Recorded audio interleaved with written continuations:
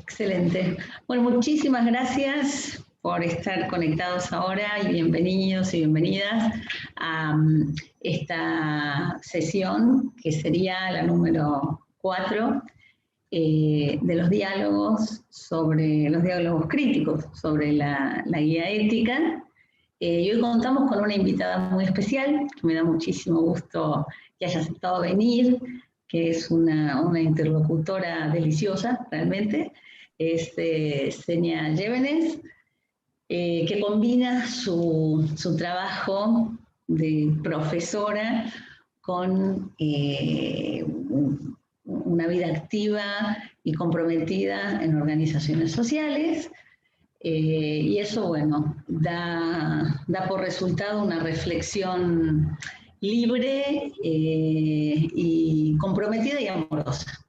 Por eso es un gusto, es un honor poder escucharla y escucharnos en un diálogo para ver qué cosas aprendemos nuevas y qué cosas podemos aportar a estos dos puntos que enseguida vamos a leer, que tienen que ver con las generaciones pasadas y futuras y con la gratitud. Entonces, paso la palabra a los jóvenes para que nos pongan al corriente del resumen de la última sesión. Ya saben que comentarios a este resumen pueden enviarlos por correo, ¿no? Pero bueno, esto es lo que logramos por ahora de la sesión pasada. Xenia, te voy avisando que hacia el fin de semana vas a recibir un resumen de esta y nos vas a decir si estás de acuerdo, si cambias cosas, en fin, ¿no? Y para leerlo la próxima. Bueno, y bienvenida a todas, ¿eh? Muchísimas gracias. Nos da mucho gusto que ponentes pasados están aquí presentes, como por ejemplo está Irina, y ponentes por venir, la que sigue va a ser Pilar Calveiro, así que también está por aquí. Bueno, me callo. Bueno, sí.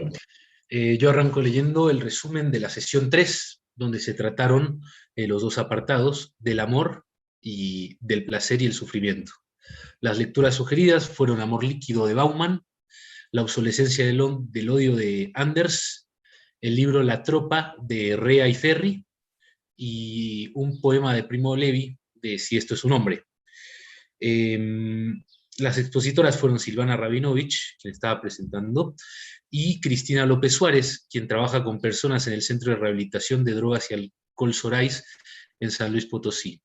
Además ha apoyado a diversos colectivos de familiares desaparecidos, utilizando el arte como herramienta para el acompañamiento psicosocial.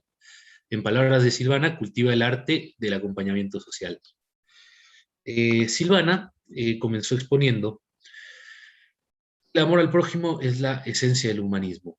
El amor es un motor cosmopolítico, la cosmopolítica entendida como el arte de fecundar las diferencias en un horizonte amplio, es decir, devolverle al amor su potencia política para dar consistencia a la idea de una república amorosa. Sin embargo, para que esto sea posible es necesario quitarse la perspectiva individualista del amor, que sigue siendo esclava del mercado.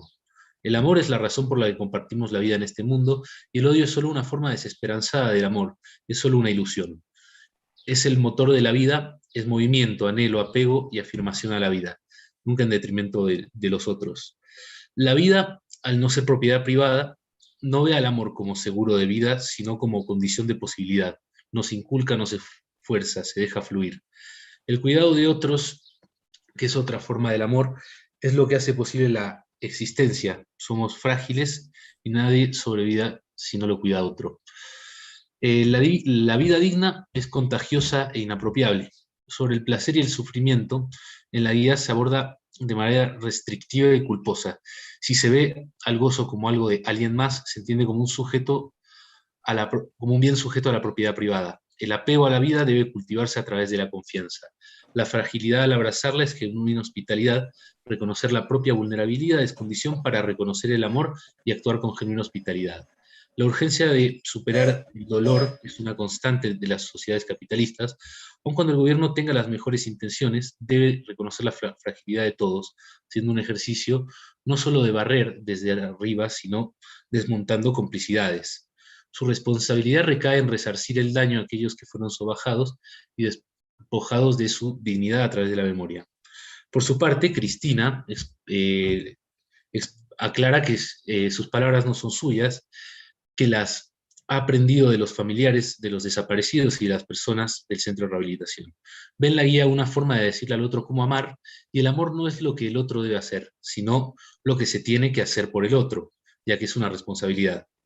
Cada uno es, eh, cada uno es responsable de quién decida amar, no se da esperando lo mismo, pues no se trata de una moneda de cambio.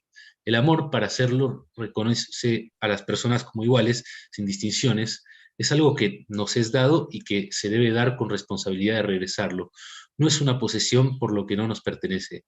Así como hay verdad con B minúscula y verdad con B mayúscula, Cristina distingue el gozo con G minúscula individual del gozo con G mayúscula que está en plenitud con el otro. Es la dignidad del ser poder ser quienes somos. Sobre el sufrimiento, el temerle al dolor es peligroso, pues ahí está nuestra memoria. El olvido del sufrimiento nos hace olvidarnos que la paz vale la pena, que vale la pena seguir luchando. En el caso de los familiares de desaparecidos, hay amor incondicional, hay amor en escuchar el dolor del otro, pero este amor se ha generado a partir del dolor, en donde también hay gozo con G mayúscula en curar mutuamente las heridas. Sobre la cuestión de escuchar, Cristina insistió en que no se trata de abrir las puertas de la casa para que vengan, sino salir a escuchar. Y en cuanto a las participaciones, se dividieron en algunos ejes temáticos. El primero fue el problemático lenguaje con el que están redactados estos dos apartados. Hubo un consenso entre los participantes que indica que el lenguaje de redacción es prescriptivo y corre el riesgo de no invitar a la reflexión. Parecería estar escrito como un mandato en segunda persona. Debería ser una invitación a reflexionar de manera crítica y abstenerse de recetas de autoayuda. El reto que debemos lograr antes de terminar estas sesiones es expresar la lectura crítica en un lenguaje lo suficientemente amplio como para ser significativo para una población muy diversa. Que la sencillez en la expresión potencie la reflexión. En otra cuestión que atañe a la forma de la guía, se insistió en que se debería reconsiderar el orden de los puntos. Del lenguaje se desprende la pregunta por el objetivo de la guía. Según uno de los redactores, es dar lineamientos éticos porque las leyes no bastan. Un lenguaje que no invite a pensar lo legítimo más acá de lo legal. Además, constata una depravación moral causada por los valores de la competitividad y el exitismo neoliberal. El amor no obedece a mandatos, como se ha mencionado al principio del diálogo, sino que se ofrece al otro desde la dignidad, pero se debe tener conciencia de lo que es la dignidad, en una sociedad que ha sido golpeada constantemente. El retorno del amor, el no ver al amor desde la posesión, es lo que implica cuidarlo, es una custodia, es responsabilidad, una ventana al pasado y al porvenir. De igual manera, así como se debe cuidar el amor también es cuidar, es ofrecerse al otro, es gozar con mayúsculas desde la comunidad. Amar con el otro. Se recomienda aprender de los significados del amor en nuestras lenguas originarias. El amor está íntimamente relacionado con la justicia y lo contrario sería judicializarlo. El dolor. No hay que temerle e indicar dejarlo atrás, más que olvidarnos de él nos ayuda a recordar. En la memoria dolorosa existen las personas que ya no están y las razones por las que vale la pena acompañarnos en el dolor, pues es una razón para asegurarnos que las injusticias y tragedias no vuelvan a ocurrir. De igual manera, se advirtió del riesgo que implica caer en la autoconmiseración, el dolor no purifica, y distinguirla del dolor como un motor de lucha. La responsabilidad de transmitir la experiencia vivida se diferencia de la autoconmiseración. En cuanto al placer, su redacción presenta un problema parecido al que detectamos en la relación entre libertad y ley. En ambos casos se trata de una concepción restringida y una definición negativa. La libertad no es hacer todo lo que la voluntad indique mientras no daña a otros, y lo mismo pasa con el placer. Definir positivamente el placer es relacionarlo con la plenitud de ser con el otro. Se recomienda modificar, por último, la exposición de ambos puntos subrayando la hospitalidad y la asunción de la fragilidad humana para fortalecer la trama social y comunitaria y su circunscripción a la vida. Ese es el resumen de la guía anterior. Entonces, ahora procederíamos a leer los otros dos puntos que vamos a tratar el día de hoy.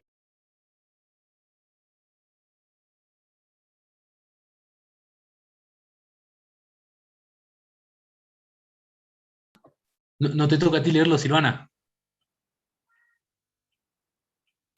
No creí que lo leías tú, pero bueno, lo leo yo con mucho gusto. Es el punto 7 del pasado y del futuro. Tiene un subtítulo, dice, quien no sabe de dónde viene, difícilmente sabe a dónde va. Eres quien eres y estás en donde estás con muchísimos seres que te antecedieron, y desde tus padres y tus abuelos y los abuelos de tus abuelos hasta los primeros ejemplares de la especie humana. Eres un eslabón de una cadena que vincula generaciones, cultiva el entendimiento del pasado y ayuda en la construcción de un futuro mejor. Procura conocer, comprender y honrar a tus ancestros biológicos y culturales y dejar una huella que haga mejor la vida de tus descendientes. Ama a aquellos que murieron antes de que nacieras y de los que tienes noticia y recuerdo. Tu memoria es su casa y su fuerza. Ama a los que vendrán después de ti, porque tu esperanza es el lugar en el que habitan. Ama a la criatura que fuiste y a la persona de edad avanzada que serás, porque son partes inseparables de ti mismo. Punto 8 de la gratitud. El subtítulo, el agradecimiento es la mayor virtud de una buena persona. La gratitud es un atributo que dignifica como ningún otro y su contrario, la ingratitud, degrada como pocos. Si agradeces a quien te ha beneficiado sin tener obligación de hacerlo, refuerzas la generosidad y construyes civilización.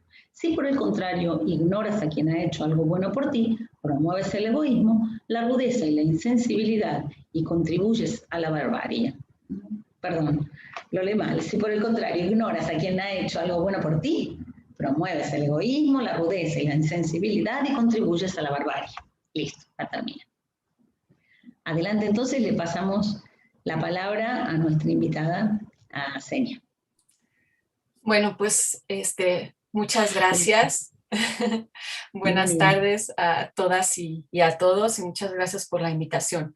Yo, antes que nada, quiero aclarar que no voy a decirlo ahorita en esta primera ronda para que nos dé bien tiempo, pero sí tengo dificultades con la idea de cómo está planteada la ética para transformar México.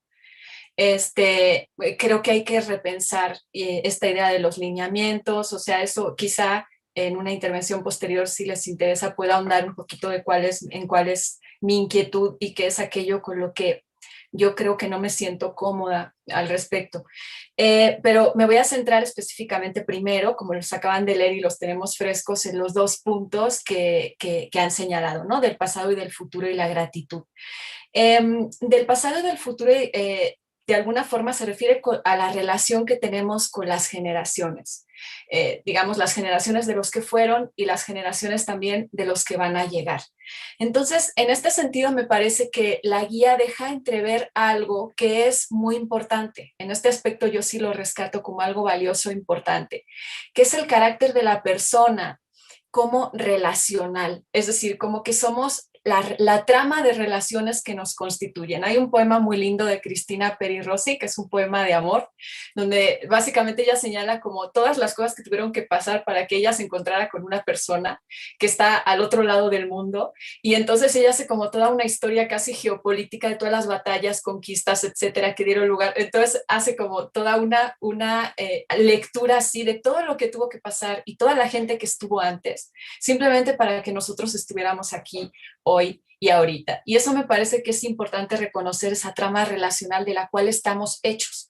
No somos entes aislados que vienen y se encuentran con otros. Estamos ya habitados y colonizados por otros desde el inicio, porque hablamos una lengua que no la inventamos nosotros, sino que es patrimonio de otros, porque nos ponen un nombre otros, porque venimos en el vientre de una persona que es otra. Entonces, en ese sentido, me parece que ese es el reconocimiento que busca establecer este punto, ¿no?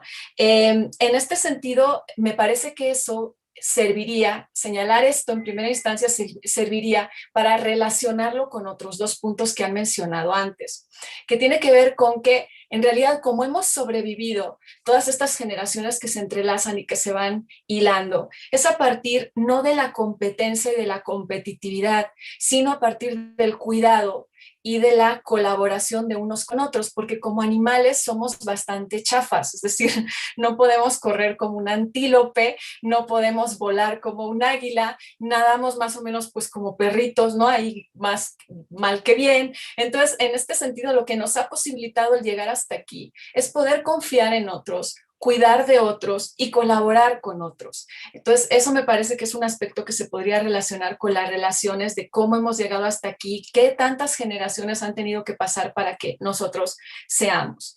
En este aspecto estoy totalmente de acuerdo. Voy a decir que creo que se queda un poco cojo para mí, pero ahorita voy a ir con ese punto. Me gustaría, sin embargo, seguir con el siguiente punto. Cuando dice procura conocer, comprender y honrar a tus ancestros biológicos y culturales y dejar una huella que haga mejor la vida de tus descendientes.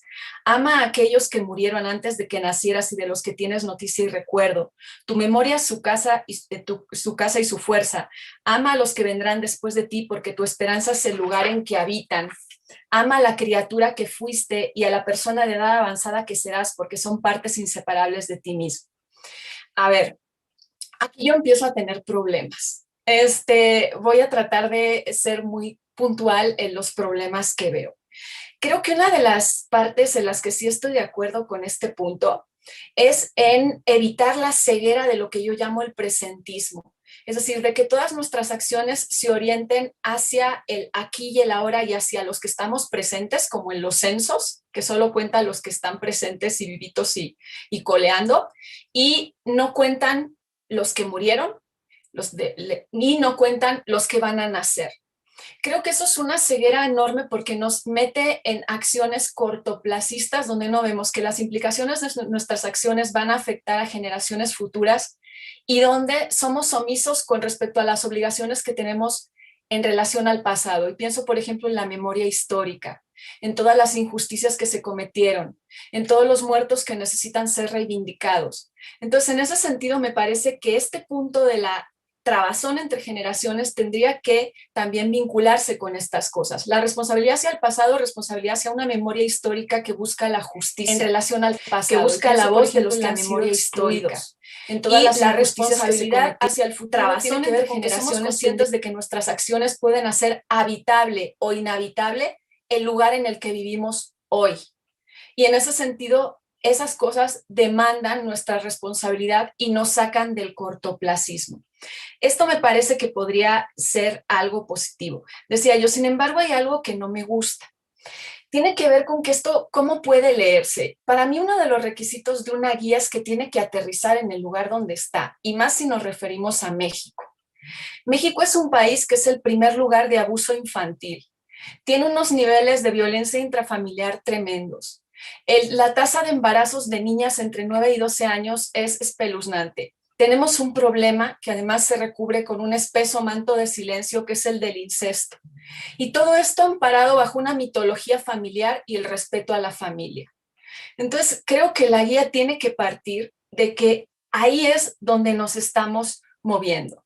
En este sentido, tendría que conjugar el que podamos reconocer que estamos aquí gracias a otros y que en este sentido somos responsables por los otros que van a venir, con la posibilidad de no entender esto como una honrar o un alabar a alguien, sea quien sea, independientemente de lo que te haya hecho, independientemente de cuáles sean sus acciones.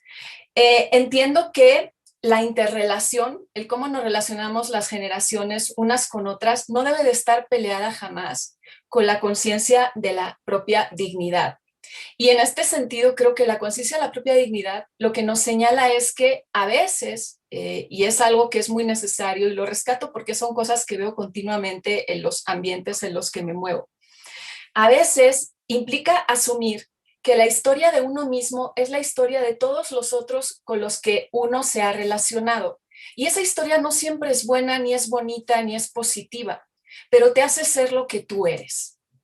Si tú logras asumir eso, entender que te hace ser lo que tú eres y que en este sentido ese hacerte ser lo que tú eres significa que tú tienes la capacidad de asumir, de metabolizar aquello que te ha llevado a ser quien eres hoy y de no dejar que te reduzca al dolor, a la humillación, al sufrimiento, para mí ya es mucho.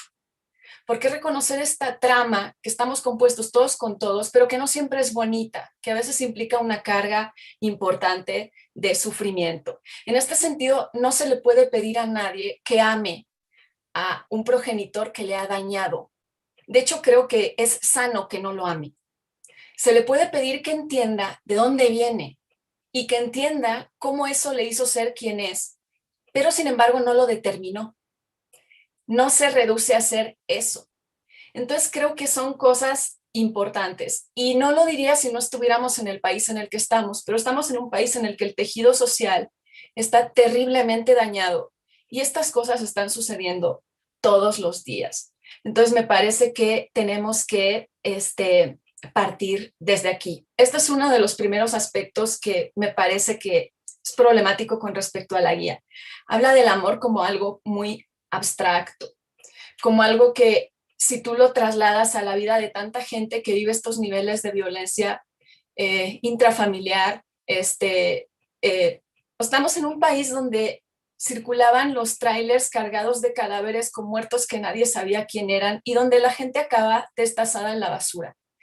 Entonces, tenemos que partir de que ahí es donde estamos. Esa es como la primera cuestión que quería señalar. La otra cosa que se me queda corta con respecto a este punto, rescatando esta importancia de la interrelación y de las redes y de cómo todos estamos conectados con todos, es que no estamos solo conectados. Me parece que es un punto que todavía tiene esta idea un tanto cristiana, de que el hombre es imagen y semejanza de Dios y los animales, por ejemplo, no. Entonces merecen estatutos diferentes. Y esta interrelación como que parece que solo nos concierne a los seres humanos, pero no se ve con todo lo demás. Y eso también me parece problemático en un país donde tenemos problemas a nivel de asesinato de defensores de territorios, tenemos problemas en la relación que establecemos con el medio ambiente y tenemos un problema severísimo de maltrato animal. Entonces, como les digo, hay cosas que están en la guía que yo lo que creo es que hay que pensarlas juntas, conectar cómo tienen que ver. La interrelación quiere decir que, por ejemplo, en este sentido, todo está, por así decirlo, interrelacionado. Lo que no puede destruirse una especie sin que eso afecte a toda la cadena.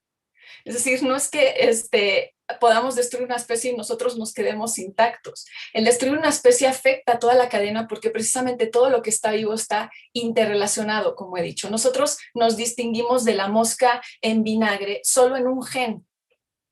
Entonces, en este aspecto, lo que quiero decir es que esta cuestión de la interrelación, de cómo cuidamos de todo, tiene que ser mucho más amplia. No estoy a favor con esto de que entiendo que el ser humano tiene una particularidad, es diferente de los animales, por ejemplo.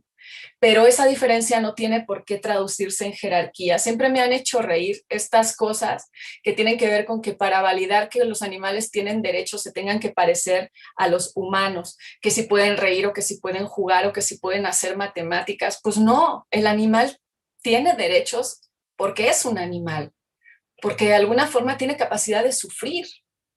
Y todos los que estamos aquí compartimos eso. Todos podemos sufrir, en el sentido que todos podemos ser expuestos a un daño. Y cuanto hay daños que son absolutamente irreversibles, pero yo en lugar de hablar del amor, hablaría de la capacidad que tengamos para minimizar los daños. Es decir, la vida viene con un daño que uno no puede evitar, pero hay muchos que son evitables. ¿Por qué no centrar el esfuerzo ético en evitar lo más que se pueda dañar? Para mí sería mucho, mucho, y más estando parados donde estamos. En ese sentido, y por eso me interesaba mucho el texto de Saramago, porque me parecía que Saramago introducía dos cosas. Introducía un particular agradecimiento hacia las personas que fueron sus abuelos, que eran totalmente distintos a lo que él es, o era, en el sentido que eran analfabetas, eran gente que no se movía en el mundo de letras, y sin embargo contaban historias, tenían como una conciencia de belleza que él va rescatando. Y me gustaba porque habría la posibilidad de heredar, de legar esa belleza. Y me gustaba porque lo hacía a partir de la literatura, que era la otra cosa que yo quería señalar en mi exposición. Esta relación que nosotros tenemos con los otros que nos habitan y con los otros que vendrán después, muchas veces no pueden ser, concretizadas con otros de carne y hueso. Por lo que les he dicho antes, porque uno viene de historias de maltrato, porque uno viene de historias de harta violencia, donde tú no le puedes pedir a alguien que ame a aquel que la violentó. De hecho, sería pedirle algo que no es, atentaría contra su propia dignidad. Pero tú sí puedes decirle, eso no tiene nada que ver con que tú no puedas reconocer que eso no es todo, que hay una deuda más allá de las personas inmediatas que encarnen, digamos, esas primeras figuras de otros con las que nos relacionamos. Hay una deuda que podemos ver, por ejemplo, en otros lugares como puede ser la literatura. Por eso para mí la literatura nunca va a ser un lujo, siempre es algo absolutamente imprescindible. La literatura me refiero a las historias, me refiero al cine, me refiero a lo que consideramos como la cultura, si ustedes quieren, porque nos permite ir más allá de nosotros mismos y entender una globalidad de cosas que de alguna forma nos sacan de nosotros y permiten ver que las cosas son más amplias de lo que nuestra propia historia personal y de lo que nuestro propio reducto nos permite ver. Entonces, por eso me interesaba que fuera un texto a partir de la literatura. En este sentido, otro punto que me gustaría precisar es cuando se dice, relacionándonos con el pasado y con el futuro, que hay que cultivar el entendimiento del pasado y ayudar en la construcción de un futuro mejor. Efectivamente, el entendimiento del pasado tiene que ver con entenderlo de verdad. Hay como distintas concepciones. Yo siempre me acuerdo aquí de Nietzsche y de sus concepciones distintas de la historia, ¿no? Que hay una concepción de la historia que es la que él llamaba la historia monumental, que es como erigir monumentos. Y lo digo en un sentido literal, o sea, como la historia, cuando podemos poner 7,000 estatuas, yo qué sé qué, del cura Hidalgo por toda la República Mexicana, o cuando en nuestra vida personal hacemos de alguien una estatua, mi padre, por ejemplo, o una estatua, ahí se queda, ¿sí? Entonces, en ese sentido, digamos que Nietzsche decía, esa historia, digamos, lo que él llama museística o de monumental o de museo, no me gusta porque es una historia que tiende como a congelar y que no tiende a ver las cosas en su dimensión real y en su dimensión vital. Tampoco le gustaba lo que él llamaba la historia anticuaria, que es cuando una persona se clava con un episodio y con un personaje de alguna forma y no deja de recopilar y darle vueltas a ese episodio o a ese personaje, pero eso le impide también conectar con la vida y con lo que está sucediendo. Y tampoco le gustaba por lo mismo la historia crítica, aunque la consideraba necesario, que era juzgar de manera crítica la historia.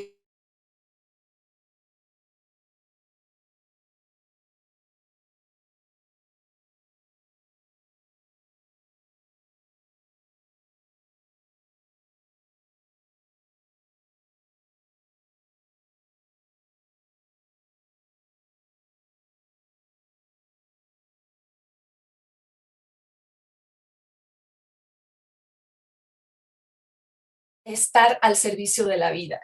Y yo esto lo interpreto de dos maneras, ojalá y les sirva. Por un lado, lo interpreto la relación que sostenemos con el pasado y con el futuro en términos de nación, y por otro lado, lo interpreto en la relación que sostenemos del pasado y del futuro en términos personales o individuales. Entonces, creo que en este sentido voy a referirme primero a como nación. Como nación me parece que esa historia al servicio de la vida, de la cual hablaba Nietzsche, tiene que ver con algo que estudió Achille Mbembe, este filósofo africano, sobre cómo hacer frente, por ejemplo, al colonialismo.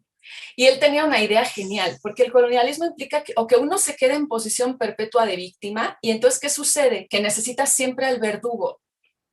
Si te quedas en posición perpetua de víctima, el problema es que necesitas siempre al verdugo. Y eso también pasa en las historias personales. Si uno se queda siempre en posición perpetua de víctima, lo único que hace es reificar continuamente al verdugo.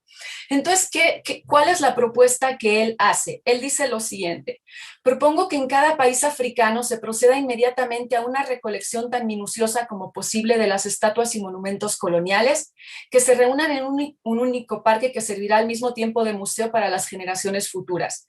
Este parque museo panafricano se usará como sepultura simbólica al colonialismo de este continente. siguiente: una vez realizado el entierro, que nunca más nos sea permitido utilizar la colonización como pretexto para justificar nuestras actuales desgracias. Asimismo, prometamos igualmente dejar de erigir estatuas, sea a quien sea, y que al contrario florezcan por todos lados bibliotecas, teatros, talleres culturales, en definitiva, todo lo que alimentará la creatividad cultural del mañana. Entonces, se trata de esa capacidad de salirte de ese rol y hacer con ello algo creativo y algo que aporte a otros, a los que van a venir después. Eso me parece como que puede ser algo, pues, valioso en este sentido.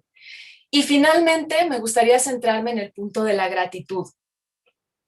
Efectivamente, yo creo, esta es una opinión muy personal, como todo lo que estoy diciendo, que es casi como el partido único de Judea de los Monty Python, o sea, yo conmigo misma, aunque a mí me habitan multitudes como a todos ustedes, pero en ese sentido, digamos que yo considero que la gratitud, para mí, si me pidieran que la definiera, es el ser feliz. O sea, creo que cuando uno es feliz es agradecido. Creo que estar feliz es como dar gracias de lo que hay, de lo que tienes, etc. Entonces, en ese sentido, sin embargo, creo que es algo que no sé cómo se podría exigir. Es decir, yo uno de los problemas que tengo con la guía es que creo que presuponen una idea de persona, que es pura conciencia, pura racionalidad y pura voluntad. Pero las personas somos muy complejas y a veces no tenemos ni idea de por qué hacemos lo que hacemos, ni de por qué sentimos lo que sentimos, ni absolutamente nada de esto. Entonces, creo que la gratitud no es algo que se pueda, por ejemplo, imponer desde la educación, que es como lo entiende mucha gente, o no desde la educación entendida como un lineamiento. Es una disposición afectiva, que es lo que yo les iba a comentar al principio con respecto a la ética. Me parece que las éticas lo que tratan o de lo que se trata es de ver cómo se produce una disposición afectiva a escuchar, porque por más que a ti te den argumentos, si tú no tienes como algo que te predispone a escuchar, no vas a oír nada. Por más que a ti entonces tiene que ser como una disposición afectiva. ¿Cómo se produce esa disposición afectiva? Sería una muy buena pregunta, esa que nos predispone al agradecimiento, al cuidado. ¿Qué factores intervienen ahí? En este aspecto creo que hay una condición estructural que eso también extraño en la guía, mayor presencia de las condiciones estructurales. Cuando tú tienes un horizonte de deseo que está formulado por todo un mercado, donde la idea es la frustración, porque el mercado funciona a base del deseo que nunca es suficiente, que tiene sujetos frustrados, la cuestión de la gratitud se complica muchísimo más. Entonces, para entender bien cómo está operando esto que impide que la gente se sienta agradecida, tenemos que entender lógicas estructurales también, no simplemente, aunque sí es importante, como he señalado, las disposiciones, pero las disposiciones afectivas tienen que ver con lógicas estructurales también y tienen que ver con procesos más amplios de lo meramente personal o individual. Entonces me parece que habría que complejizar esto muchísimo más. También que creo que hay sentimientos, no hay que tener miedo a las, como hablaban del sufrimiento el otro día, a las emociones negativas. Yo no tengo ningún miedo al resentimiento, por ejemplo. Entiendo perfectamente que alguien pueda estar resentido y tenga muy buenos motivos para estarlo. Me parece que, sin embargo, si ese resentimiento se enclaustra en ti y nada más digamos, te cierra, te amarga, es un resentimiento mal empleado. El resentimiento se tiene que convertir en rabia que se organiza para cambiar las cosas.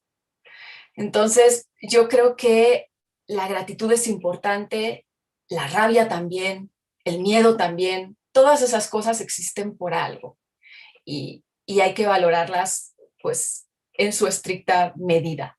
Y bueno, esa sería como mi participación en una primera ronda. Espero haber sido clara porque me lamenté así como y dar pie pues al diálogo porque se trata de escuchar y de escucharnos entre todas y todos. Muchas gracias. Muchísimas gracias, Zenia. Sí, estuvo excelente. Se entendió muy bien y está muy robusto todo lo que dijiste. No sé si ya tenemos una primera intervención de Aide. Le vamos a pasar la palabra y después va a seguir Rita. No, más bien había agradecido y aplaudido la exposición de Xenia, pero seguramente después solo que estoy todavía en la recién escucha. Gracias. Bueno, entonces seguimos con Rita y después me anoto yo. Dale, Rita. Bueno, hola a todas y todos, y hola Xenia, muchas gracias por venir, aceptar la invitación y por un texto tan bello como el de Saramago y por tu exposición.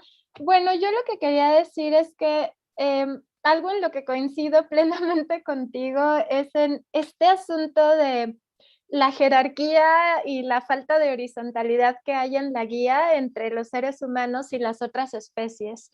Y de hecho esa es la razón por la que cuando Silvana nos invitó a organizar esto, yo elegí el último punto de la guía, precisamente el que habla de las plantas, de los animales y otros objetos. Y bueno, creo que en la lectura de Saramago, eso además del asunto de las generaciones y de cómo él fue conformado también como escritor por los relatos de su abuelo, me gustó, por ejemplo, y me conmovió muchísimo la parte en la que cuenta Saramago cómo su abuelo paterno, al saber que iba a morir, se despide abrazando a cada uno de los árboles, ¿no? Y bueno, me quedé pensando, bueno, creo que eso es interesante porque finalmente todos los temas que aparecen en esta guía parecen estar entrelazados, pero de repente se pusieron de una manera muy desligada. Y bueno, las lecturas extras nos han ayudado como a volver a ponerlos unos con otros. Pero bueno, lo que quería decir también es esto que dices de la herencia, o sea, cómo reconocer que somos lo que somos, sí, en parte por quienes nos antecedieron, pero me quedé pensando, ¿estamos obligados, por ejemplo, a aceptar aquello que nos es heredado por estas generaciones? Y me acordé de Li Qing, que es este texto chino muy antiguo. Yo soy como John Lennon en la canción de God, que no creo en nada excepto en el Li Qing. Es el único que digo, en ese sí. Y entonces en el Li Qing hay un hexagrama que se llama la alimentación. Y a mí me gusta mucho porque justamente habla de eso, de cómo habría que elegir qué es aquello con lo que nos alimentamos, ¿no? Y habla en el sentido de la herencia, o sea, no todo lo que nos es dado por los otros tenemos que aceptarlo, o sea, hay algunas cosas que no nos alimentan y que tendremos que dejar fuera. Y bueno, tu exposición me recordó este asunto y sí, concuerdo, no podemos exigir a nadie ni amar ni sentir gratitud cuando ha estado marcada su historia por el dolor, ¿no? Gracias. Bueno, aprovecho yo a participar porque después se juntan las participaciones hasta que todos se animen. Bueno, yo le quiero agradecer a Rita, que fue quien propuso invitarte, y se lo agradezco muchísimo, y junto con el agradecimiento a ti, Xenia, de haber aceptado. A mí me gustó mucho que traigas a Nietzsche respecto de la introspectiva de la historia, y yo siempre tengo presente también la figura en Zaratustra del camello que se transforma en león para transformarse en niño. Y en general, como lo leemos de adolescentes y creemos que entendemos Zaratustra, nos quedamos con el camello que se transforma en león y nos olvidamos del niño. ¿Y qué es lo que me parece que tiene que ver con la pregunta de Rita? De la herencia. O sea, hay que despojarse de la joroba. De eso no hay manera de decirnos que la joroba nos queda súper bien. Ahora, no se trata solo de romper la joroba. Después está el niño que con los pedazos de esa joroba los reconstruye, los hace propios, ¿sí? Bueno, creo que ahí está la tarea nuestra, y que es difícil expresarlo esto en una ética, en un lenguaje lo suficientemente traducible como para que sea comprendido por los no lectores de Nietzsche, por ejemplo, ¿no? Creo que los lectores de Nietzsche muchas veces tampoco se detienen en esa parte, así que no creo que sea privativo. Lo otro, tu pregunta sobre cómo se predispone la gratitud, me parece una pregunta fundamental de esto, porque tiene que ver con el gesto de escritura de la ética, que es lo que estamos buscando. Estamos buscando un tono y todavía no aparece, pero cada vez estamos rodeando, así como cuando Maimónides habla de que anda alrededor del palacio y todavía no encuentra la puerta, pero ahí estamos nosotros, y con paciencia lo vamos a encontrar, yo no tengo duda. Se me ocurre, tiro aquí al ruedo, que, porque tú trajiste la idea esta del mercado, ¿no? Y es la gratuidad justamente lo que nos puede acercar a la gratitud, ¿no? Creo yo que ejercicios de gratuidad, no decir que la gratuidad es buena y que hay que aplicarla, no, prácticas que de golpe aparezcan en la vida pública que nos acostumbren a la gratuidad, algo así como esto hasta que la dignidad sea costumbre. Bueno, ¿cómo nos acostumbramos a eso? Tengo un minuto nada más. Quiero decir que la forma en la que tú hablas de que sí, claro que el resentimiento se puede volver organizado para cambiar las cosas, eso exige un motor amoroso, en el sentido spinoziano del término, de hacer que la pasión triste se transforme la resistencia en reexistencia, por decirlo en términos más contemporáneos, en hacer que sea una afirmación de vida y no quedarse en la conmiseración que nos dejó la vez pasada, ¿sí? Que lo único que hace es hurgar en el dolor y crear resentimiento, porque el resentimiento nos va a envenenar, pero del resentimiento sí se puede transformar, ¿sí? En una pasión alegre. Bueno, el tema es a fuerza de nuevas costumbres, y son esos hábitos de gratuidad los que yo creo que podrían darnos alguna pista. Me callo. Sigue, no hay manos levantadas, así que me parece que le damos la... Ah, sí, Luis Ariosto Mora, adelante, y después vamos con Senia. Gracias. Me preguntaba cómo sería trabajar este texto con la gente de a pie. Me preguntaba si alguien que había sufrido violencia por parte de un familiar se iba a quedar callado o callado. Y si no es él el de al lado o el del otro lado, y si eso no daría pie a una reflexión con ellos, más que con ellos, que desde nosotros, ¿no? Me parece que el texto, obviamente, bueno, perdón por lo de obviamente, pero quien ha vivido eso debe de tener claro por algún lado que no puede haber gratitud hacia esos hechos.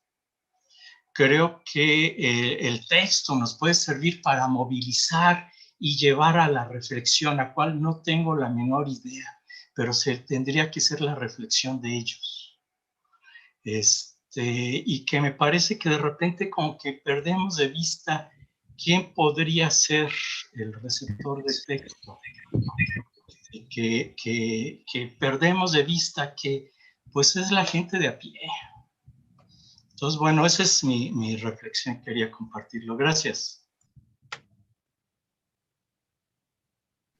Bueno, me parece que, como todavía no hay ninguna otra mano levantada, le damos la palabra a Senia, a ver si quiere agregar otra cosa, y después ya va a seguir Carlos González. ¿Sí? Ok, pues yo quiero unir tu reflexión con la de, pues voy a unir las tres, la de Luis, ¿sí se llama Luis? Ok, y con la de Rita. Pues miren, me parece muy buena idea lo de los ejercicios de gratuidad. Esta cuestión, además, lo voy a conectar con la última participación de Luis señalando cómo se hace una ética para la gente de a pie o qué pensaría la gente de a pie. Es que eso es lo que yo creo que me gustaría proponerles para pensar.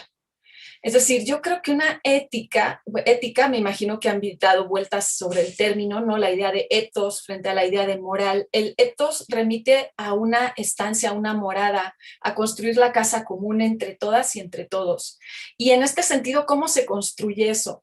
Tú citabas a Spinoza, Silvana, y yo lo voy así a hacer, porque los filósofos saben que pues sí hay un lenguaje de la filosofía muy especializado, porque algo tenemos que decir nosotros que hacemos, así como, pero en realidad se pueden decir las cosas de manera mucho más sencilla. Y básicamente una de las cosas que dice Spinoza, que a mí me parece genial, es que tú no puedes convencer a alguien de suprimir un afecto que tiene, es decir, un apego, una emoción, algo que a través de un razonamiento. Un afecto, dice él, solo se suprime a través de un afecto más fuerte, una pasión, una emoción, una cuestión. Así tú no lo puedes suprimir razonando horas con alguien. Lo vas a suprimir desde la vertiente afectiva. Entonces, para mí eso cómo se relaciona con la pregunta de cómo hacemos una ética. Pues yo vuelvo a una de las lecturas que dejaste la lectura de Rancière sobre el maestro ignorante. Y yo estoy leyendo con mis estudiantes La noche de los proletarios, que se los recomiendo muchísimo, porque para mí ahí hay un atisbo de respuesta. De pronto los proletarios, ¿cómo se dan cuenta? Estos obreros de 1830 en París, explotados, que de alguna forma no tienen nada de tiempo libre, que empiezan, ¿cómo se dan cuenta de que están explotados y de que el valor que le dan a las cosas y a su vida es cero y que ellos tienen que cambiar esto? Pues se dan cuenta a partir de una práctica que empieza a ser corporal. Y voy a relatarlo de manera muy simple. De pronto, ¿qué pasa cuando eso nos ha pasado a todos? Lo digo de manera simple porque piensen ustedes en su experiencia. Como ahora me digan que solo me pasa a mí, voy a quedar yo súper mal. Pero bueno, espero que no. Pero yo no sé si un día de estos ustedes tienen así como raros y se para uno en la mañana y se ve al espejo y como que dice, ¿esto qué es? ¿Qué estoy haciendo? ¿Cómo que esto qué sentido tiene? Y lo que inmediatamente haces es parar eso y seguir con la rutina cotidiana. Pero si dejáramos que eso aterrizara, y eso a veces surge al ver la propia cara de uno en el espejo, como esa sensación de extrañamiento, de decir, bueno, ¿esto qué sentido? Lo que le pasa a los obreros de los que habla Rancière en el siglo XIX es que son obreros que de repente tienen todas las manos, pues así como obreros, todas callosas, gordotas, y de repente se dan cuenta de que ¿y por qué yo no podría pintar? Porque para pintar yo necesito un trazo fino, necesito tener otro tipo. Entonces, todo eso empieza a desencadenar en ellos una reflexión tal que cuestionan desde su propia manera de por qué su cuerpo es utilizado como un instrumento de trabajo, de bestia de carga casi al servicio de otros, donde ellos no tienen acceso a algo como pintar, porque además la primera salida que ellos empiezan a ver es, yo quiero pintar y yo quiero leer y yo quiero escribir y yo quiero hacer un periódico. Entonces, ¿qué es lo que hacen? Y por eso digo yo, el movimiento ético empieza con las prácticas. A partir de estas anécdotas se juntan.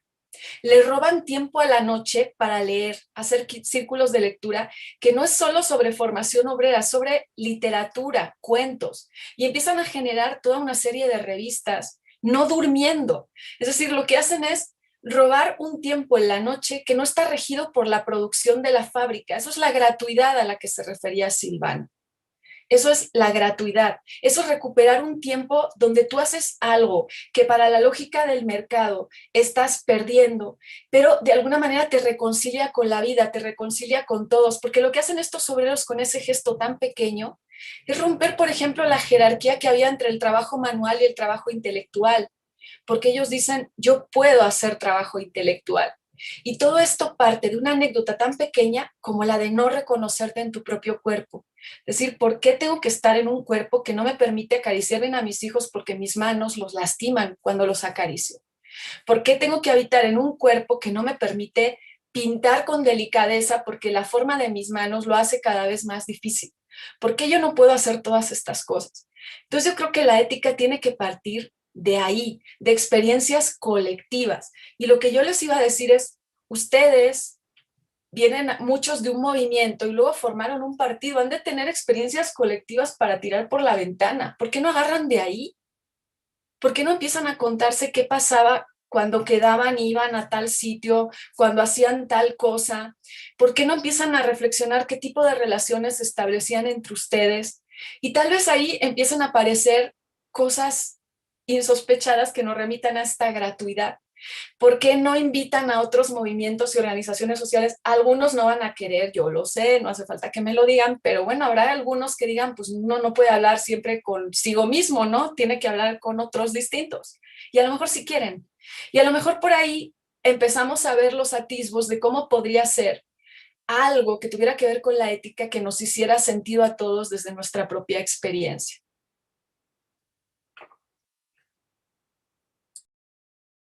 Bueno, muchísimas gracias y creo que nos dejaste tarea con los campamentos del 2006. Ahí hay mucho.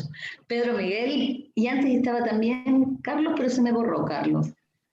Gracias. ¿Seguiré Bueno, yo? sí, sí, tú y después Pedro, y después Laura. Y José. Bien.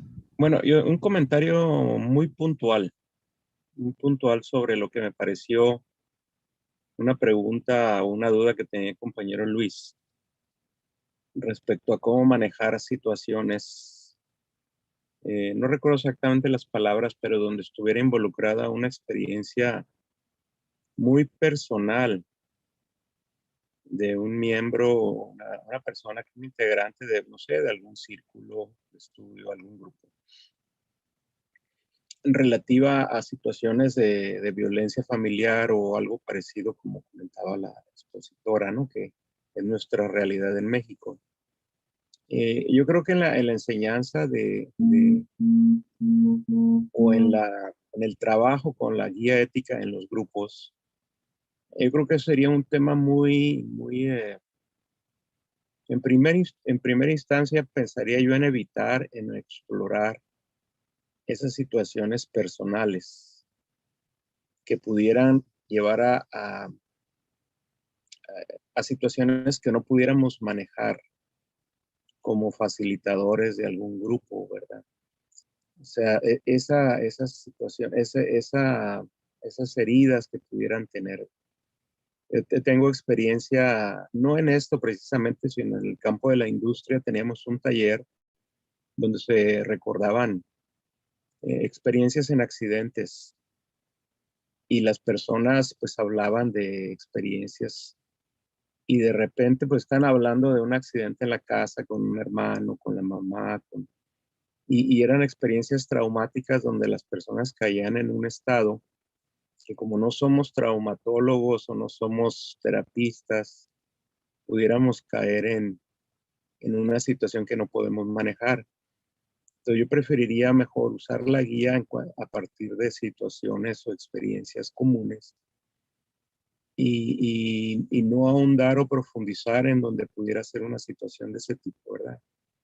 Lo digo por experiencia en otras cuestiones de otro tipo, en otro contexto, pero que pudiéramos, que pudieran aflorar pues en un ejercicio de estudio de la ética, de caer en una situación, un recuerdo muy doloroso, una situación personal. Entonces sí, me hizo recordar esas situaciones, ¿verdad? Que a veces en mis talleres de seguridad industrial, las personas me caían en una situación de crisis, no podían parar de llorar, yo no sabía qué hacer por esa situación y mejor dije, esto se debe manejar con cuidado. Nada más en ese comentario puntual. Gracias. Gracias, muchas gracias y seguimos con Pedro Miguel. Gracias.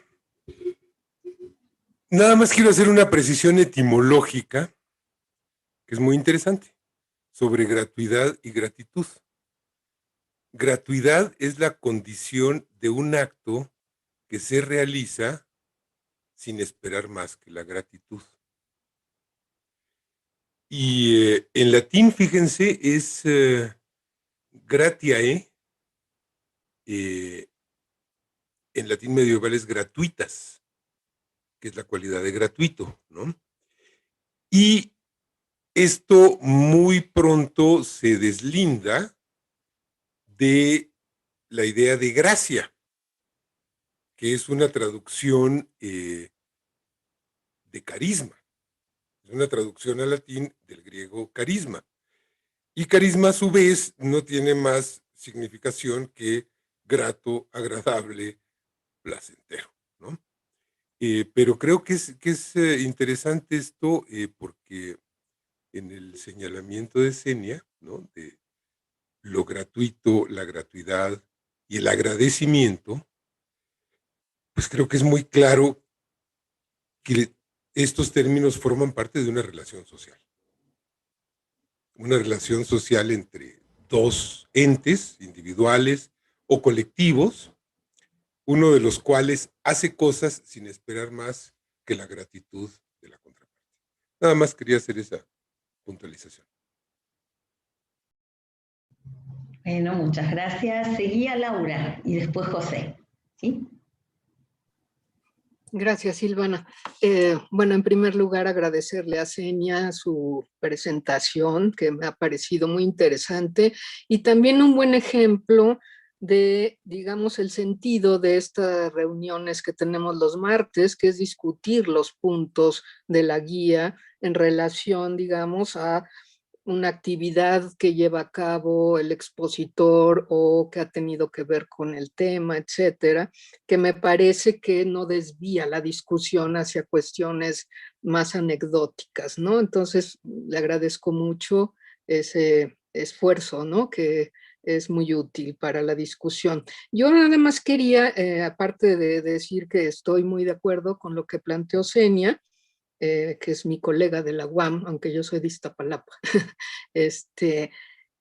que creo que en gran medida lo que ella apunta como ciertos desacuerdos hacia algunos aspectos de la guía es que creo que hay como una inclinación a formular una ética normativa que yo sí la entendería como moralizante, ¿no? Como educadora. Y esto me preocupa porque yo no creo que los pobres necesitan ser adoctrinados. Ellos saben mucho de la construcción de un etos, de la solidaridad, de la formación de la comunidad, porque digamos que sin eso no podrían sobrevivir, ¿no? En muchos sentidos. Creo que también esta idea que tenemos de que los pobres tienen que ser adoctrinados se deriva de una idea de criminalización de la pobreza, ¿no? O sea, que los pobres son inmorales, ¿no? O sea, digamos, porque no están educados en el bien. Esto me parece muy peligroso y creo que tiene que ver con no reconocer que existe una cultura de la pobreza que tenemos que integrar a la cultura nacional y que tiene que ver también con el pasado de la nación y no solo, digamos, con una cuestión a nivel personal, sino que los pobres han sido criminalizados y por lo tanto siguen en la idea, digamos, de que tienen que ser educados porque el bien es como propiedad de aquellos que han accedido a la educación, ¿no? Y por lo tanto han superado la pobreza, ¿no? Entonces, no me quiero extender, pero como había esta inquietud, digamos, de cómo dirigir esto a la gente de la calle, yo quisiera decir que para mí la gente de la calle que nos interesa son los pobres, porque son, digamos, los que han estado sometidos a una vamos a decir, calificación de inmoralidad, ¿no? De su vida, cuando digamos que esa condición de pobreza es producto de, como dice Senia, algo de orden estructural, ¿no? Entonces, bueno, eso era todo lo que quería decir. Gracias. Muchas gracias, Laura. Seguimos con José y después con Aide. Muchas gracias por la exposición inicial a Senia y a los demás participantes y las demás participantes por sus comentarios. Laura además nos ha sintetizado muy bien un artículo reciente que pueden ustedes revisar de ella en la revista Memoria, que también va la recomendación. En el número más reciente viene un texto de ella que trabaja estas cuestiones. Yo quiero decir que creo que el desafío de un documento de 20 y tantas cuartillas con esta, digamos, intención que se presenta de una suerte de guía, de punto, de brújula hacia un ideal o propósito de transformación, cada vez que hemos entrado de manera separada o concentrada con algún punto, nos muestra ciertos grados de dificultad que son en diversos planos, ¿no? En el de la comunicación, en el de la integración de esto dentro de una totalidad más amplia, y sobre todo esto que se señalaba de a quién está dirigida, porque también a quién va dirigida es a quién quiere escucharla, a quién quiere compartirla. En ese sentido, nos habla de unidades, digamos, de comunicación, en donde yo lo pongo en un lugar de que no sé hasta qué punto pudiera compensar la labor tan destructiva de medios o del mensaje tácito del mercado, de la ganancia, del interés personal, en donde a veces la esfera de actuación se tiende a reducir a un aspecto tan inmediatista como exclusivamente el de la familia, como algo tan intocable o a veces el valor máximo, ¿no? La esfera de inmediatez de nuestra acción siempre remitida a esa cuestión.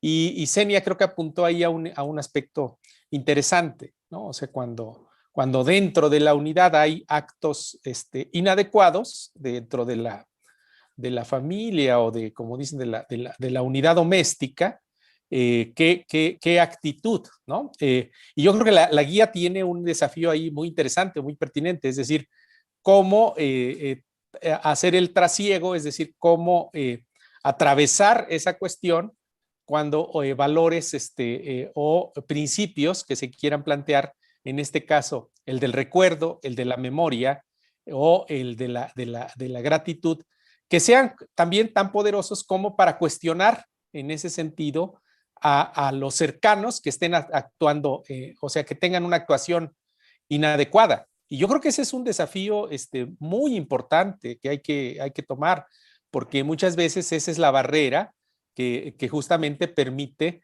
que sigan predominando actos inadecuados y que entonces luego la gente lo resuelve en su fuero interno exclusivamente. Es decir, dice, bueno, pues yo sé que está mal, pero no se pasa a una dimensión, puede ser pedagógica o, digamos, de comunicación o de construcción, de diálogo, que pudiera hacernos avanzar en ese sentido a construir una sociedad mejor. Y me quedé en ese nivel, quería decir otra cosa que va en un plano más amplio, pero quizás en una segunda intervención. Muchas gracias. Muchísimas gracias, José. Esto se está poniendo muy bueno. Entonces yo le pregunto a Xenia, ¿qué hacemos? Porque tenemos ya las manos levantadas de Aide, Pedro y José otra vez. No sé si prefieres ahora contestar y también le pregunto a Aide si prefiere que conteste Xenia o te parece muy... ¿Sí? Listo, te dieron la palabra, Xenia. Muchas gracias, Aide, y a ti. Bueno, pues simplemente dos cosas.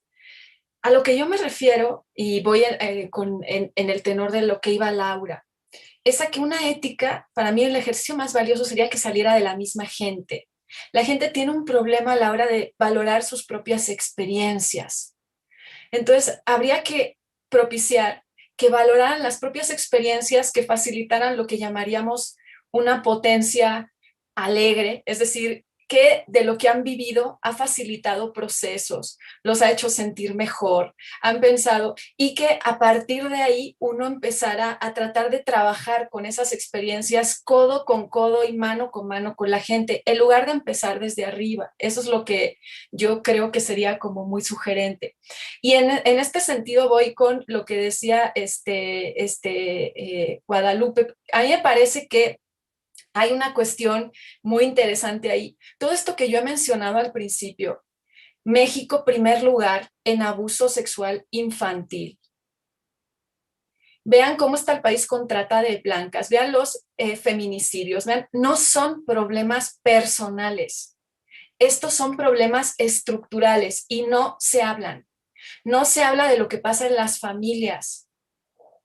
Y no podemos volver a decir que sea una cuestión de cada quien. Esto es un problema estructural, es un problema atravesado por lógicas económicas, por lógicas políticas y por lógicas sociales. Por lógicas políticas, piensen en lo que Rita Laura Segato llama el mandato de masculinidad, que es un mandato bajo el cual se socializa el varón o todos aquellos que quieren ocupar la posición de varón, o sea, las mujeres, por ejemplo, en política se tienen que regir bajo el mandato de masculinidad, que es un mandato de potencia, de demostrar poder. Y si no demuestras poder, eres débil, y el lenguaje que voy a utilizar es muy gráfico de este mandato de masculinidad, te chingas. La política se entiende como yo me chingo o te chingo. Más ejemplo de mandato de masculinidad, no sé qué quieren que crean. Tenemos el patriarcado infiltrado hasta la sala del baño, todas y todos en todas partes. Y eso hay que empezar a conectar cosas. Tiene que ver con lo que pasa en nuestro país con el nivel de abuso, lo que pasa en nuestro país con los feminicidios, lo que pasa en nuestro país con todas estas cosas. Y el primer lugar donde eso se puede empezar a ver es en la experiencia cotidiana de la gente, que la gente vive callada. Si queremos establecer los lineamientos de una ética para todas y todos los que habitamos en este país, ese es el punto de partida. Y en primera tenemos que escuchar qué es lo que está viviendo la gente y qué cosas posibilitan que a pesar del infierno, como dice Italo Calvino, haya espacios y gentes que uno tiene que preservar porque en medio de ese infierno son un rayo de luz, y qué cosas lo imposibilitan. Pero esa pista te la va a dar la gente. Y con mucho trabajo, porque la gente, y aquí concluyo mi intervención, en mi propia experiencia es muy común que utilice la palabra para ocultarse, no para mostrarse. Para mostrarse cuesta mucho, mucho, mucho. Bueno, muchísimas gracias. Bueno, se han multiplicado aquí las manos. Estaba el turno de Aide, por supuesto. Yo les pregunto a los que ya hablaron si permiten que los que todavía no hablaron puedan hacerlo antes. Entonces el turno sería de Aide, la ingeniera Francisca Belló, Irina, Pedro y Rita, ¿sí? Hacemos en ese orden, dale. Muchas gracias otra vez, buenas tardes a todos. Yo creo que me ha gustado mucho, digamos, lo planteado por Xenia a partir de su lectura de la guía y también de la complementariedad con, de su lectura, de su mirada con lo de Saramago. Yo, o sea, creo que conforme vamos también avanzando, se va como complejizando, porque la cuestión del contexto, como Xenia lo remarcó, es muy importante, pero yo creo que no podemos olvidar que ese contexto es sumamente complejo, por lo que ella misma ya nos acaba de señalar. Entonces, también a veces decir la gente, el pueblo, yo creo que es muy complicado, porque además, y tú misma lo dijiste, hay una complejidad, o sea, somos multitudes internamente y a veces externamente. Y yo creo que sí se da mucho eso, incluso en algún texto, Elena Poniatowska, que fue muy criticado, lo señaló, o sea, las madres de los narcos, de los halcones, en fin. Es decir, ¿por qué? Porque ya la trama social, y eso es quizá lo difícil, está, o no toda, pero en una buena parte, digamos, nos toca de esa manera, como muy enmarañada respecto a afectividades y formas y predisposiciones o disposiciones, como lo señalabas, que me parece fundamental. Entonces, la idea para mí sería, y por eso algunas cosas de la guía sí las recuperaría, pero conectándolas, o sea, mi propuesta es que dijera, bueno, esto de la gratitud tiene que verse también con la diferencia y con la dignidad, en fin, como tratando de establecer eso, porque sí creo que vivimos una especie de situación esquizofrénica, por llamarla de alguna manera. O sea, ahorita me faltan las palabras, pero donde podemos simultáneamente, o sea, la gente, y ahí incluso aludiría a dos cosas, porque se me va a ir el tiempo, pero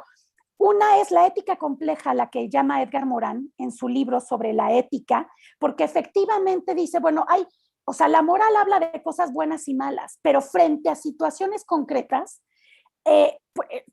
la complejidad se manifiesta y tomar cierto tipo de decisiones. Ahí yo siempre traigo a colación justamente a Graciela Hierro, que decía, tomar una decisión ética es tomar una decisión entre dos males, no entre el bien y el mal, porque eso es sencillo, sino entre dos males.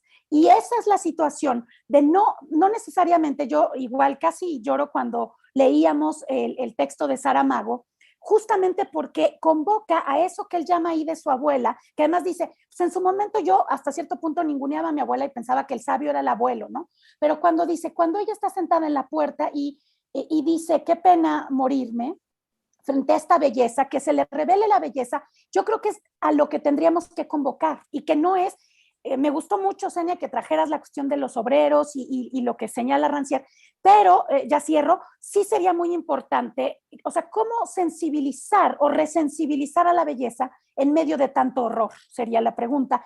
Y obviamente pienso en todo esto de la familia y la cuestión de los lazos de sangre o no, en lo que dice Haraway sobre hacer parentescos otros, donde ese parentesco conlleva, por supuesto, la vincularidad con todo lo vivo e incluso con lo no vivo. Y ahí le paro, pero pues da para mucho lo que nos has abierto, Senia.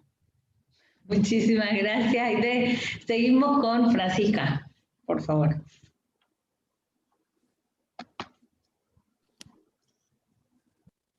Buenas tardes a todas y a todas. Sin duda aprendo mucho de ustedes. Sin duda considero que somos un equipo que todos aprendemos de todos. De hecho, María, cuando puedas me recomiendas ese libro de Elena Poniatowska que habla de las madres de los asesinos. No lo he leído eso. Me lo puedo recomendar por una cosa. Yo vivo aquí en Sinaloa, aquí en Culiacán, yo soy legisladora y esos temas que estamos tratando ahorita los vivo a diario. En lo personal, de modo institucional, lo vivo y en lo personal digo yo, hace poquito mataron a 2 jovencitas, unos jovencitos, pero no solo las mataron, sino que las destrozaron, las quemaron, una cosa que en la mente mía no cabe, o sea, ¿cómo es posible tanta maldad? Y entonces yo me pregunto en lo personal, aparte en lo institucional también, o sea, va paralelo la institución del Congreso y la persona. Y yo me pregunto como madre y digo yo, ¿dónde está la madre? ¿Qué madre tiene ese muchacho? Ese muchacho que mata a una muchacha y la destroza y la carboniza, etcétera. ¿Dónde está la madre de ese muchacho? Y yo me pregunto, si ese muchacho tuviera una guía ética para la transformación de México, porque aquí estamos estudiando todo el rato la guía ética, pero nos olvidamos de lo que continúa. Aquí dice, guía ética para la transformación de México. O sea, no es una guía ética para X, es para transformar México. Y yo les quiero decir a todos los que estamos en ese grupo que reflexionemos. Si los 110 millones de mexicanos que viven ahorita en este país tuvieran esta guía ética, ¿qué pasaría? Tal vez sería otro comportamiento. Tal vez ningún adulto embarazaría una niña de 10, 11, 12, 13 años, que es un problema institucional que yo tengo y personal que no me deja dormir. O sea, contestémonos todos nosotros que estamos en este análisis de la guía ética para la transformación de México.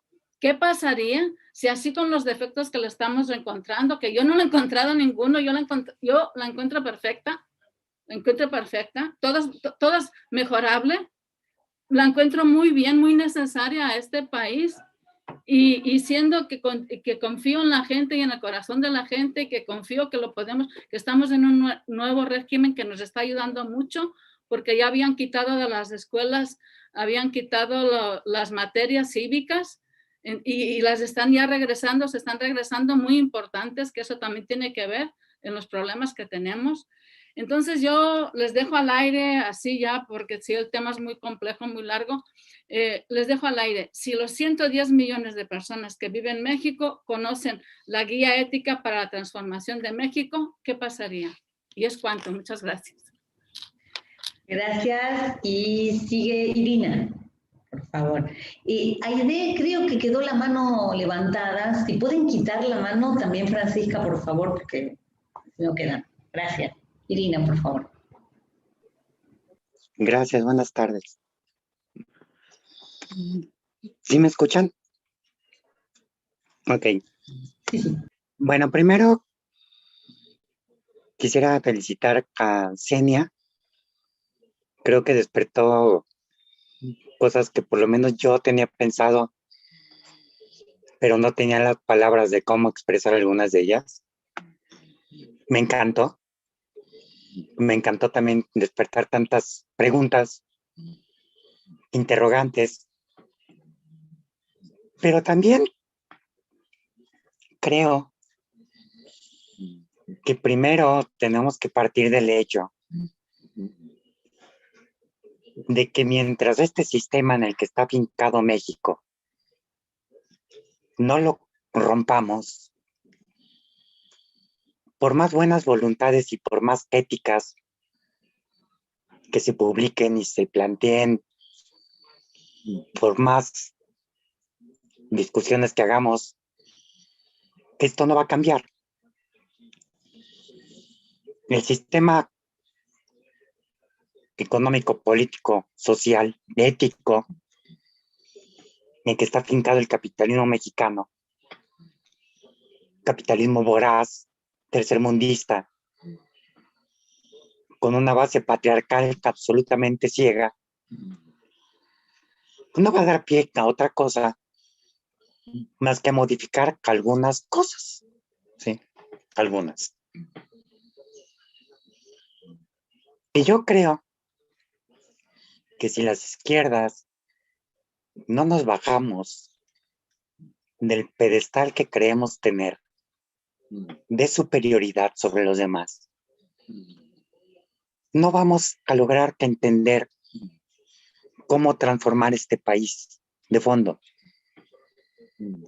Si creemos que las izquierdas vamos a concientizar a los obreros, o sea, carajo, la clase obrera está consciente de lo que le está pasando. No necesitan un iluminado, iluminada, que venga a decirles, te traigo tu conciencia. Y es algo que viene pasando desde hace muchos años. Por eso, las organizaciones obreras y sociales fueron abandonando la lucha de las izquierdas. Porque además se les hablaba en un lenguaje que no entendían. Y que la izquierda nos sentíamos superiores al utilizar estos lenguajes. Mientras no toquemos tierra y no entendamos que la vanguardia de la lucha tiene que ser la clase obrera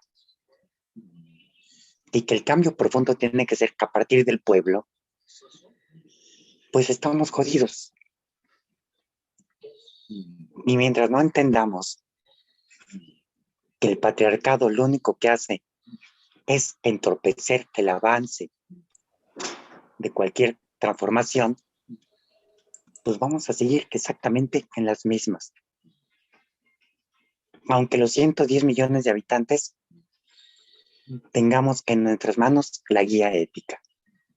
Entonces, el trabajo es enorme, pero tenemos que partir por nosotras y nosotros de bajarnos de ese pedestal y ponernos a la altura de los demás y sentirnos igual para ser empáticos y empáticas con nuestras y nuestros semejantes. Porque sí, hablar del presente en abstracto, pues va a pasar lo que siempre nos dijeron nuestros papás. Ustedes son el futuro de este país. ¿Y cuándo nos enseñaron a construir el futuro? ¿No? ¿Y cómo les vamos a enseñar a los nuevos a construir su futuro? Gracias. Gracias a ti, Dina. Vamos a seguir entonces. Ahora no recuerdo si Pedro o Rita. Ustedes deciden. Rita dice. Pedro, iba Pedro antes. Dale. Bueno, gracias. A ver, una aclaración para algo que mencionaba Laura. A ver, esta no es una guía para los pobres, ni está dirigida a los pobres primordialmente. Yo diría, en todo caso, esto tiene que ir dirigido a los ricos, pero tampoco. Esto va dirigido a la sociedad, tampoco va dirigido a la clase obrera, va dirigido a una pluralidad y ahí reside la dificultad de encontrar un lenguaje común, valores comunes, cosas comunes, etc. Pero no, desde luego no hay una visión detrás de esto de que haya que redimir a los pobres porque se acanallaron, no. Si alguien fue acanallado en este país por el ciclo neoliberal fue la clase media. Es decir, alguien que tiene una trascendencia histórica, porque bueno, los ricos son 100, son 1000, les podemos quitar el poder. ¿Qué hacemos con la clase media? Que está totalmente mercantilizada, que tiene un injerto de Salinas de Gortari en su interior. Ahí hay un problema grave. Y desde luego hay sectores populares que están muy descompuestos por fenómenos de desintegración social, muchos, ¿no? Que trascendería el propósito de esta aclaración. Me gusta mucho lo que dice Senia de la escucha, de construir esto desde abajo más que desde arriba, pero también le quiero hacer Senia, te hago una confidencia. Tenemos 147 horas de escucha, videograbadas. Esto de alguna manera, es decir, no puede ser una síntesis de 147 horas porque eso es imposible, pero digamos, eso se escuchó, eso se hizo, se hicieron foros. Yo no estaba en la comisión cuando se hicieron esos foros, pero sí me dieron los adobes de transcripciones y los videos, ¿no? Y finalmente, a la compañera Francisca, pues no, yo creo que no debiéramos estar satisfechos con la guía. Es un trabajo muy imperfecto, yo sería el primero en señalarlo y en agradecer además toda la retroalimentación y en agradecerle a Senia su exposición y a quienes he podido escuchar. Estoy tomando nota y desde luego se trata de seguir la escucha. Por el tiempo que sea necesario, no hay ninguna prisa, esto no se va a acabar mañana. Gracias. Bueno, muchas gracias, Pedro. Rita, y después volvemos con Senia.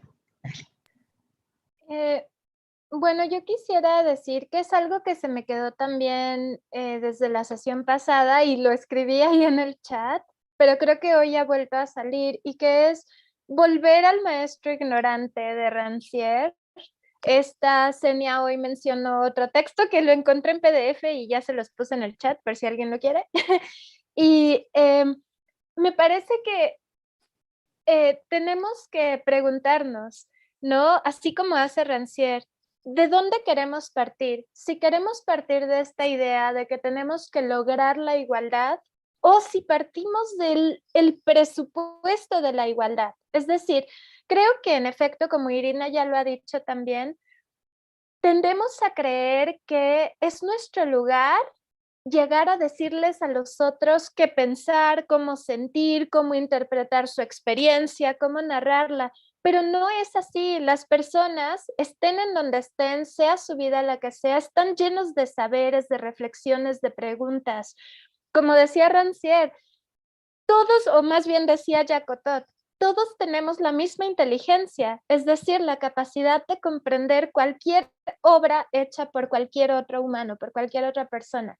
Y a mí me parece que ese debería ser el punto de partida, no solo de este proyecto de la guía ética, sino de cualquier ejercicio organizativo y que busque la transformación. Es decir, no, o como diría Paulo Freire, nadie llega a salvar a nadie, ¿no? Ni nadie se salva a sí mismo, sino que solamente podemos salvarnos todos juntos. Bueno, es eso, como regresar a esa lectura que no pudimos conversar muy a fondo, pero que son unas páginas chiquitas y que ahí lo dice súper claro. Muchas gracias, Rita. Y sí, lo que sí dijimos de principio es que las lecturas desde el principio volverán todo el tiempo y el discurso del indio es tal vez la que más envuelve y abraza a todas. Muchas gracias. Y ahora sí, Senia, te damos la palabra. Pues bueno, han dicho muchísimas cosas, ¿no? Yo les voy a decir muy llanamente lo que pienso de lo que han dicho. Espero recoger pues casi todo porque les agradezco mucho. Estoy yo aprendiendo mucho escuchando. Yo creo, como les he dicho, no hablo, hablo de mi experiencia en trabajos con gente como profesora, como lo que yo soy, ¿no? Y como yo me desempeño.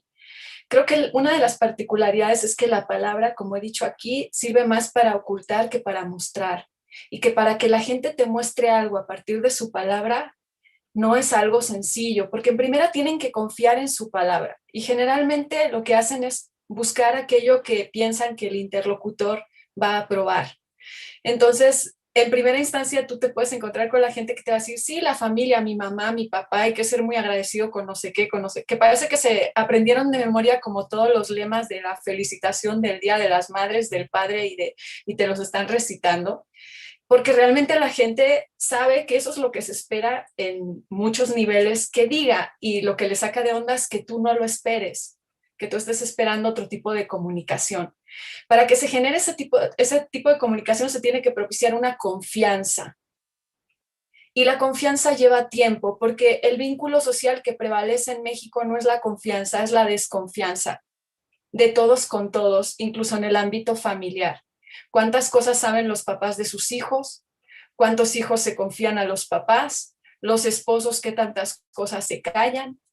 Y todo esto evidentemente no tiene nada que ver con una esencialidad de que el mexicano sea así, no, tiene que ver con lógicas sociales, económicas que han golpeado y han deshecho el tejido social, pero no están afuera, están adentro, y nos aíslan y nos atomizan y nos hacen daño. Entonces, si tú quieres saber realmente lo que piensa la gente, en primera, cuesta mucho tiempo y mucho trabajo. No es una cosa que se vaya, yo les estoy hablando de corazón con toda sinceridad. No es algo que se resuelva en un sexenio. No es algo que se pueda resolver como una cuestión electoral. Son proyectos de largo aliento y tienen que tener la conciencia de la gratuidad. Es decir, en este sentido, ¿por qué se embarca uno en proyectos así? No por lo que vaya a ganar, no por absolutamente nada, y en ese sentido son proyectos que van a contrapelo del mercado, sino simplemente porque uno siente que no podría hacer otra cosa. A lo mejor ni tienes muy claro por qué, pero sientes que eso es lo que tienes que hacer y eso es para lo que estás aquí, para intentarlo hasta que se pueda. Entonces, eso, por un lado, me parece que a eso me refiero yo cuando hablo de escucha. A esa escucha que no es, me están hablando del amor a la madre y todo eso, porque se supone que tienen, luego hablas con ellos años después y ya la gente te cuenta unas historias absolutamente tremendas acerca de su relación con su madre, acerca de su relación con sus hijos, acerca algo que tú, si te quedas con lo del principio, jamás hubieras logrado atisbar. No hay que tenerle miedo a las emociones. La otra cosa que yo quería decir, somos sociedades que psicologizamos todo y ya no distinguimos qué es aquello que requiere de un profesional y qué es aquello que no. El llanto, el dolor, el sufrimiento, la risa, el encabronamiento, son cosas absolutamente humanas y hay que lidiar con ellas. Yo alucino con mis colegas como docentes que tienen problemas con lidiar con un alumno que se pone irritado en un primer momento y tienen que llamar a no sé quién. No, hombre, somos personas, o sea, intenta resolverlo tú. Se puede, les aseguro que se puede. Es muy humano estar un día encabronado, es muy humano estar un día muy triste y es de humanos que nos sepamos acompañar en todo eso. ¿Qué nos ha pasado para que todo ese rango de cosas que son tan humanas y tan comunes no las sepamos manejar? Preguntémonos eso. ¿Qué quieren hacer de nosotros si no sabemos manejar eso? ¿Y por qué me parece importante eso? Y aquí les doy otra pista. Porque hay que politizar el malestar. Creo que todo el mundo siente mucho malestar sobre cómo estamos viviendo, sobre que tienes un trabajo horrible, que no puedes tener horizonte de vida, sobre que tienes que trabajar mucho para obtener algo muy poco, sobre que te humillan continuamente porque te ves de una determinada manera, sobre que, entonces todo ese malestar, en lugar de guardárselo para uno mismo, hay que politizarlo, es decir, hay que socializarlo y hay que articularlo para transformar las cosas. Esto creo que requiere de un trabajo micro y creo que requiere de un trabajo de hormiga y efectivamente requiere de un trabajo en pie de igualdad. Pero no porque uno sepa más y otro sepa menos, sino porque en realidad unos sabemos unas cosas y otros sabemos de otras. Y eso también es muy obvio desde nuestra perspectiva. Yo no veo mi espalda. Necesito que alguien me diga si alguien me pegó un cartel. Necesito que alguien me diga. Hay muchos puntos ciegos con respecto a mí misma que yo necesito a otros para que me los digan. No por yo estar donde estoy. Me van a decir, no, usted es profesora, sabe todo de las profesoras. Pues no, no sé todas las profesoras porque no veo mi propia espalda. Imagine qué tantos puntos ciegos tengo de mi propia experiencia que necesito a lo mejor que el alumno me diga, oye, Senia, no estás viendo tal o cual cosa, oye, no estás viendo. Entonces, nadie tiene la verdad completa, incluso de su propia experiencia. Por eso es que nosotros podemos aportar a la experiencia de los otros y los otros pueden aportar de la nuestra. Y por eso es que nos necesitamos todos y todas, ¿no? Y en este sentido es desde donde yo creo que deberíamos empezar a trabajar. No hay mucha gente que puede ser el mejor guía que tú tengas al infierno. Me refiero al infierno de este país, a las tramas de complicidad, de corrupción, de cosas horribles que hay. Hay mucha gente que te puede dar la clave de cómo eso sucede y de cómo eso es posible. Y no están en el CIDE ni son doctores de nada. Es la gente que te dice, mire, esto funciona así. Así yo me fui metiendo acá, porque si no, oiga, ¿yo cómo le hacía? No es un problema de conocimiento muchas veces. Es un problema de horizonte. Entonces, pues eso es lo que me gustaría señalar. Bueno, muchísimas gracias. Está José anotado. Y Hugo después. Ay, Jorge. No sé, José, si quieres permitir que pasen los que todavía no. Entonces está Hugo, luego Jorge y luego José. Gracias. Sonando algo ahí. Pues, buenas tardes. Quisiera decir varias cosas que se han suscitado dentro de mí, pero el tiempo es limitado y no sé si alcance en otra segunda intervención. Agradezco mucho las reflexiones de Xenia. Yo a ella la conozco a través de otros. La verdad, no he tenido oportunidad de tomar clases directamente con ella, pero te agradezco mucho. Con respecto a los dos puntos que se comentaron hoy y algo de lo que ya comentaba Rita y hoy también en este momento Xenia, de que todos tenemos ciertos saberes que podemos compartir. Yo veo rescatable de los dos puntos que se ven o que se reflexionaron hoy, que justamente creo que el primero busca como rescatar esta figura excluida de lo que es el anciano o el viejo, porque tiene como esta idea de, no quiero caer como con esta, también como en esta idea que, porque tiene muchos años, tiene mucha experiencia, pero creo que sí se me hace como interesante que esta figura de exclusión se busque revalorizar, ¿no?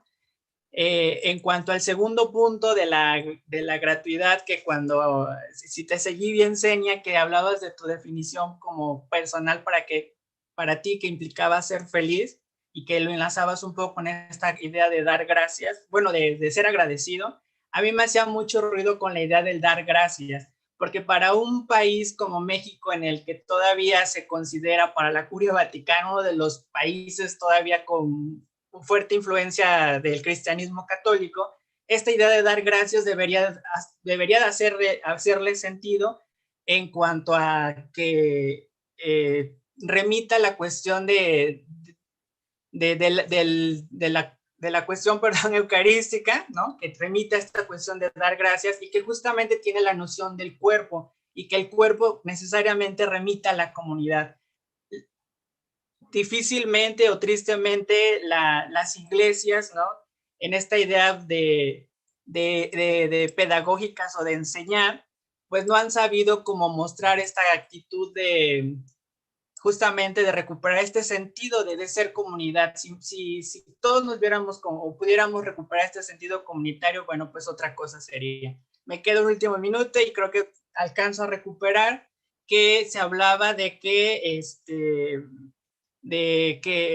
el nuevo proyecto educativo busca realzar o, sí, como recuperar la idea, por ejemplo, la asignatura de civismo. A mí me llama mucho la atención que en un proyecto llamado Nueva Escuela Mexicana solamente quede en el papel, pero no se ha podido llevar a concreto. Sé que está el proceso, sin embargo, se ha visto muy poco sobre esta situación. En planes anteriores de educación, formación cívica y ética en secundaria eran 4 horas a la semana, ahora solamente se trabajan 2. Por la contingencia y la situación que se está viviendo, se habló o se puso como materia emergente vida saludable, pero no tiene el carácter, digamos, para ser evaluado y por lo tanto en las escuelas no se les da con el peso que debería de tener.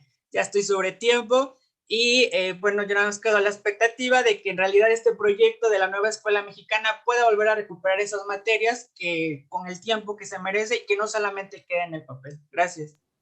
Muchas gracias, Hugo. Seguimos con Jorge y luego con José. ¿Qué tal? Buenas tardes. A mí lo que decía Pedro me hace mucho ruido cuando lo contrapongo con lo de Xenia, porque tuvimos la oportunidad en diciembre de leer junto con Hugo, Rita, Silvana, Bernardo, que hoy no asistió, a hacer una lectura conjunta de la guía, y la verdad es que le encontramos algunos problemas, algunas tensiones, contradicciones, vacíos, pero yo le encuentro una gran virtud a la guía, y tiene un poco que ver con lo que decía Xenia, de politizar ciertos problemas, sobre todo el problema ético. Se daba por hecho hasta antes de esta guía que la ética era algo completamente privado que tenía que responderse cada persona en su interior, y nos damos cuenta, por lo mismo que dice Xenia, que eso es problemático, porque en el ámbito privado es, por ejemplo, donde surgen la mayoría de feminicidios. No podemos abandonar ese espacio a lo netamente privado a que surja cualquier cosa. Me parece que la gran virtud de la guía, como decía, es poder volver a hablar de la ética en el ámbito público, que no sea una reducción de que solo es una decisión personal frente a ciertos problemas, sino que a toda la comunidad le afecta el posicionamiento ético de cada uno de sus miembros. Por eso es tan importante el siguiente punto, porque los miembros de una comunidad, como lo dice en la guía ética, no son los que están en ahorita, Xenia lo expuso súper bien cuando dice no es una cuestión de censo los miembros de la comunidad, también los que están, no están, parten de esa forma de comunidad. Entonces, esa me parece otra gran virtud de esta guía. Por supuesto, lo que ha dicho Pedro Miguel, yo lo celebro mucho, que no lo vean como un punto de llegada, sino como un punto de partida para seguir abonando esta discusión, de que en la esfera pública sigamos pensando que el ámbito ético es algo fundamental. La última cosa con la que yo quisiera cerrar es la cuestión de los sentimientos y del cuerpo, porque así como nuestra racionalidad a través del conocimiento es conformada, también las emociones y el cuerpo, o sea, también están en esa misma ortopedia mental, las emociones y el cuerpo. Tampoco podemos confiar netamente, porque así como lo dijo Xenia al principio, así como nuestras ideas son performadas, igual las emociones y nuestro cuerpo. O sea, existe toda una campaña para ser, por ejemplo, ahora muy fit, hablando del cuerpo. O sea, nos alienamos de nuestras propias emociones y nuestro propio cuerpo. Pues muchísimas gracias, y gracias, Xenia, por tus ideas que dejan muchísimo a la discusión. Muchas gracias, Jorge. Yo creo que vamos a terminar con la intervención de José y le damos la palabra a Xenia, ¿sí? Para ir cerrando. Por favor, José. Sí, yo decía que hace un ratito ya no me alcanzó el tiempo, pero quería referir a la cuestión de las unidades más amplias a la que está atendiendo la formulación del primer tema que ahí se planteaba, en el sentido de la oración inicial con la que comenzó Xenia, que era la de la crítica al presentismo. Yo creo que el neoliberalismo abrazó el presentismo y está abrazado al valor del presentismo. De hecho, en la campaña actual, el polo que se presenta como opositor, la noción que plantea de país es reabrazar ese presentismo. Es decir, no tiene idea de futuro, entonces plantea el asunto del presentismo como el principio tácito del mercado. Entonces, cuando se dice que no se ignore de dónde se viene, tiene un sentido histórico, me parece, la formulación. La formulación lo que plantea es, ese presentismo es el del colonialismo neoliberal, y un pueblo que fue capaz de romper cadenas del colonialismo en etapas anteriores, se puede pensar como capaz de romper ese encadenamiento a los valores, al principio del presentismo neoliberal. Yo creo que ahí hay un sentido también de una unidad más amplia, es decir, el punto de referencia no es exclusivamente el de la unidad, es decir, el interés sobre el cuerpo en el sentido individual o atomizado, sino el interés en el cuerpo social del que hacemos parte. Y ahí también se plantea las dimensiones de malestar y de bienestar.